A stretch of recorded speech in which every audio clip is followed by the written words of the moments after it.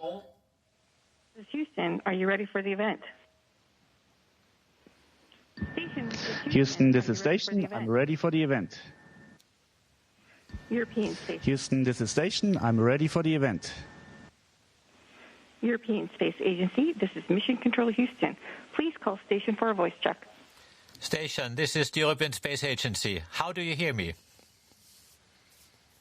Station, this is the European Space Agency. How do you hear me? Hello, Josef. I read you loud and clear. How me? Hello, Matthias. Very nice to see you and very nice to be with you.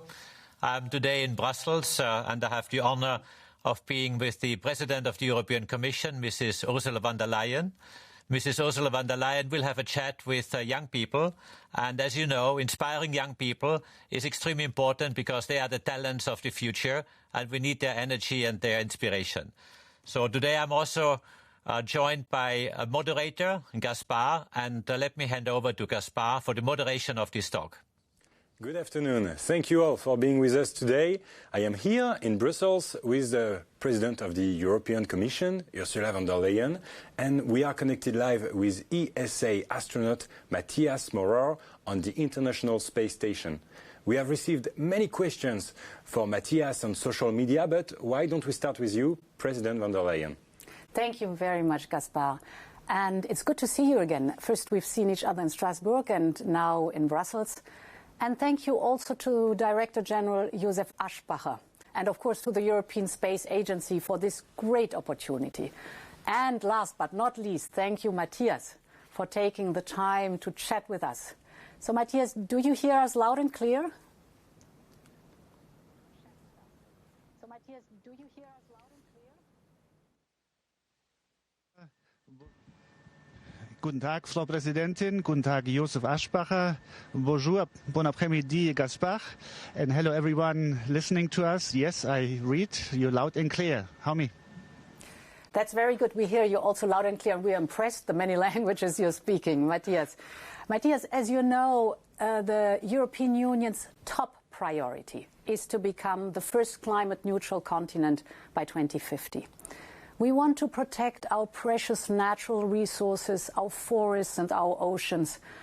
And this is why we have the European Green Deal. It's basically our roadmap to save the planet. But it's not always easy for us here on Earth to grasp how fast the planet is changing. And therefore to convince everybody how fast we have to act. Climate change is a really urgent matter. So I was always wondering how that change is visible from space. And Matthias, what kind of changes can you actually see on our planet with your own eyes or maybe through telescope? Perhaps you might want to tell us about it.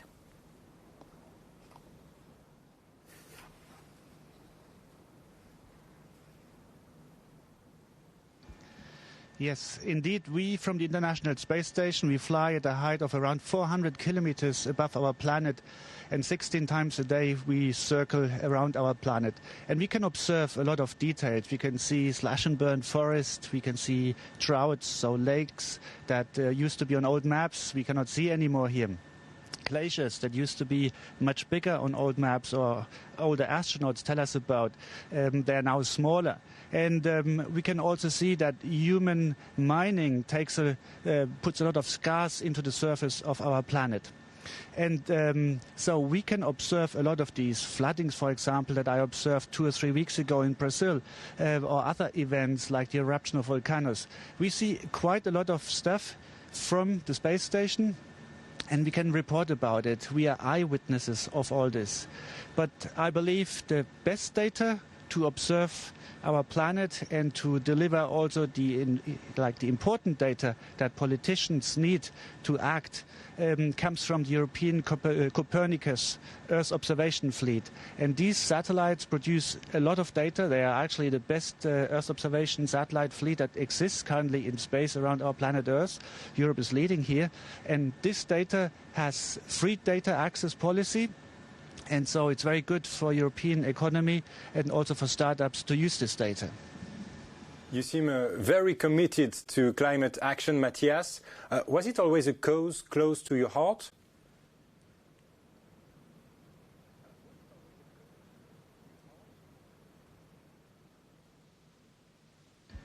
Well, Gaspar, you know, it's like now I circle our planet in 90 minutes. And I actually did one round-the-world trip before becoming an astronaut. And I had the chance to travel many, many countries of this planet.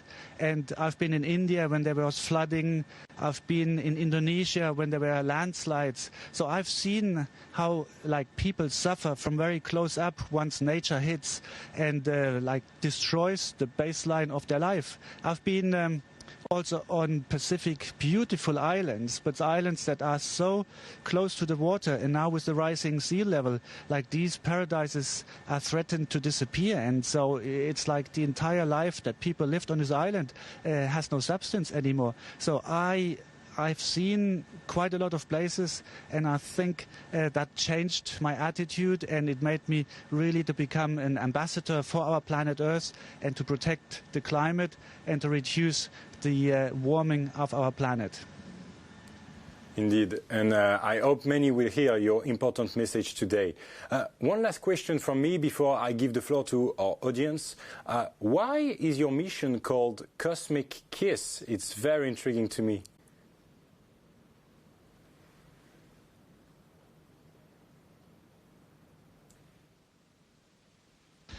Yes, Cosmic Kiss is the name of my mission, and basically it expresses a love that we have for space.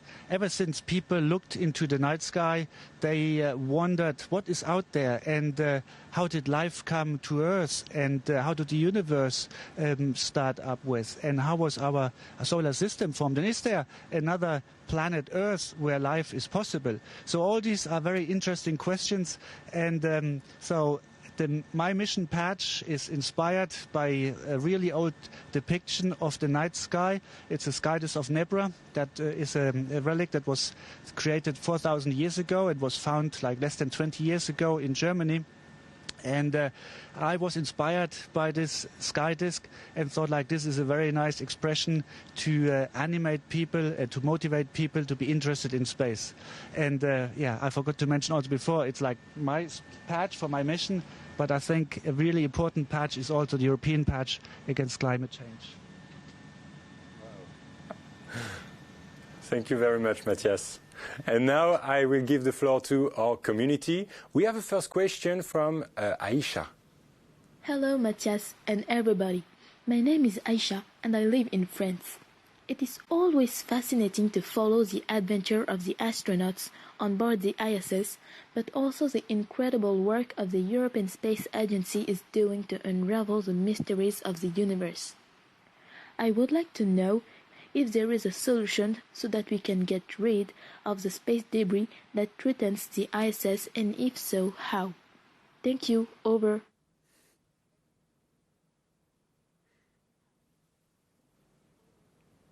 Matthias, this one's for you.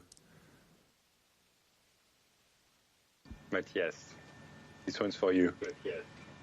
Okay. Okay, so it's the message came a little bit undistorted up here. It's space debris, that's what I understood? Exactly. So perhaps, Matthias, it is indeed space debris, and this is an issue. Very important Matthias, topic. It is indeed space debris, and this is an issue.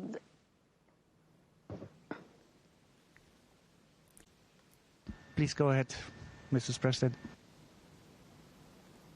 Matthias, this one's for you about the debris.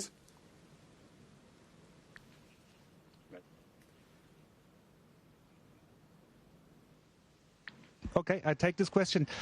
Actually, it's a very, very, very up-to-date topic, because even today we have a collision warning for later on today with space debris.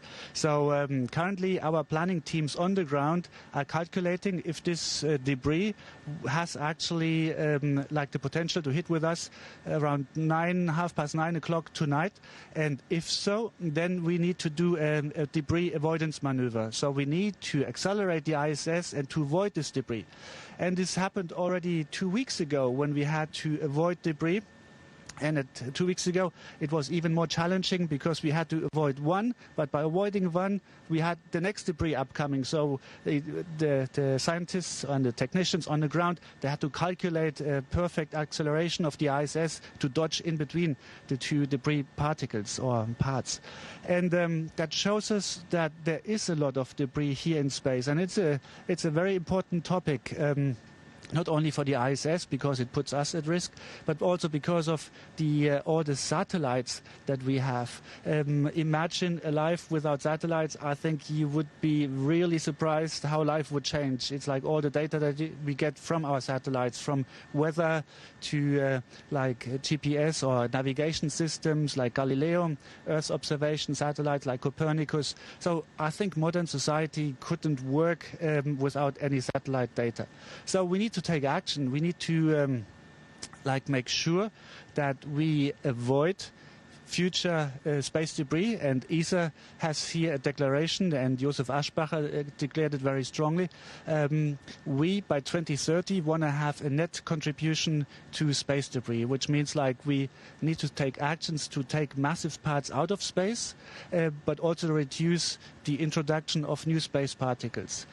Another topic is also important, that we get a space traffic management. Today we have air traffic management. When one plane within Europe flies from one country to the other or outside of Europe, we have clear rules and we have people that check these rules. For space, we don't have such clear and strong rules, and the political action is required, and I think Europe should lead this and take a strong role into this one. Well, indeed, Matthias, this is fascinating to listen to you, because it's actually the fact that huge increase of number of satellites in space, and as you said, the greater the number of satellites, the more the risk that is out there. So indeed, this is why in 2 weeks we will present at the European level a strategy for space traffic management, just as you described. So we will look at every topic. First, of course, as you said, the need for new common rules in space. And then we have to ensure an efficient management of space traffic, as we have the air traffic or the road traffic rules. And most importantly, of course, we have to convince our partners in the world that we need to tackle this issue together. So, as you see, space will keep us busy. Thank you, President. Now we have a question from Freya. Is it lonely in space? Or how is it up there? Or how is it up there? It's a very nice question. Indeed, there are not so many people in space, and space is huge. So you could think that we feel lonely here in space. Currently, there are only 2 space stations circling our planet Earth. One is the International Space Station, and we are currently 7 astronauts here on board. But we always work together. We also spend a lot of time outside of work together, so we don't feel lonely. And we can call our families. There's also another space station flying around our planet. Is the Chinese space station, and there are 3 Chinese colleagues of us, which I personally know from a joint training with them, and I also don't think that they feel lonely. Thank you. Now we have a question from Kian.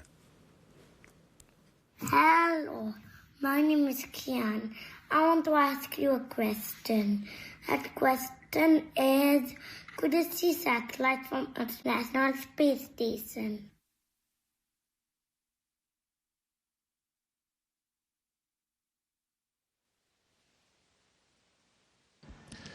Well, we fly 400 kilometers above our planet Earth, and a lot of satellites fly much, much higher than us, and some of them fly around our level. And the satellites usually move very fast, and so it's like I can see them in the same way that you can see them on the ground. Whenever the satellites have their solar panels. That's the way they get their energy from. When these solar panels are hit by the sun and I get the sun reflection, then I can see them for a brief moment. So I see them very quickly moving on the horizon. But that's also when you look in the night sky and you see very quickly moving small points. That's also a sun reflection from the satellite. So it's very similar. That must be very impressive. Now we have a question from Tala, and I'm sure all the young people watching us will enjoy this one. Hi, my name is Tala Aburazit, and my question for you is, what is the advice you would give for future aspiring astronauts?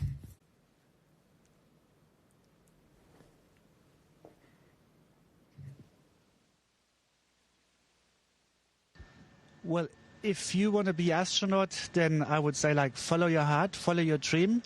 It's very easy to be an astronaut, I have to say. Like, being here in space, I can float and I can do whatever I like to do. It's like I love all the science work that we do and the technician work and the repair works that we do. The difficult part is to become an astronaut. And so a lot of people have the same dream. So you need to be good in school, you need to be good in university, and so it's very important that you are a good pupil, but especially that you do what you like and what you love to do. It's if you don't like your work that you do, then I think it's really, really difficult to come up here. Yeah, but the most important part is follow your dreams, follow your heart. Makes me want to become an astronaut myself. Thank you, Matthias. Our last question comes from Camille. Hi. I'm very glad to have a woman as president of the European Commission. But I'm wondering, why don't we have more women astronauts? What can we do to get more women in space? Thank you. Again, a very good question. Actually, before we give the floor to Matthias, President, do you want to say anything about this? Well, indeed, we should definitely have more women in space and more women on Earth in science, technology and engineering. But the most important thing is for girls and women to understand that no job is out of reach. And as you've said, Matthias, live your dreams, go by your heart, believe in yourselves. And yes, of course, girls and women can go to space. This is my message. Matthias.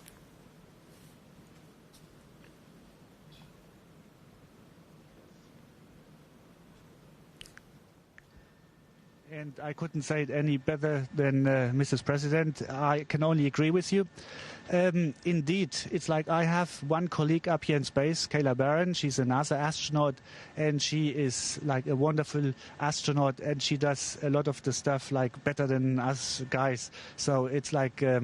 yeah, so the girls should dare to be an astronaut. The girls should also dare to have lead positions. Very often it's not that they cannot do it, but that they just believe they are not as good as the boys. And so, yeah, but I can reassure, I've seen many female astronauts, and when I fly back in April, my European colleague Samantha Cristoforetti from Italy will come up here and she will continue my work. And she's already been up here in space for like more than half a year, and she's just an outstanding astronaut. And on her spacecraft, there will be 2 female astronauts and 2 male astronauts. So it's like 50-50%, and I think that should be the future. A mixed team is always much better than a single male or a single woman team, I would say. In the European astronaut selection that we have currently ongoing, we are entering round 2 of the selection process. And I'm very happy to hear that Josef Aschbacher announced a few days ago that 40% of the participants that entered now round 2 are female astronaut candidates. Thank you, Matthias. Unfortunately, it's already time to say goodbye. Thank you all for being with us today. And thank you, President von der Leyen and Matthias Maurer from ISS. It has been a true pleasure to host this unique interview with you. I hope you enjoyed it as much as we did. President? Yes, thank you so much, Matthias, for making us travel with you to space. And thank you for reminding us how beautiful our planet is. We must do everything possible to protect it so that the next generation of men and women astronauts can enjoy the same sight as you do. And we wave goodbye.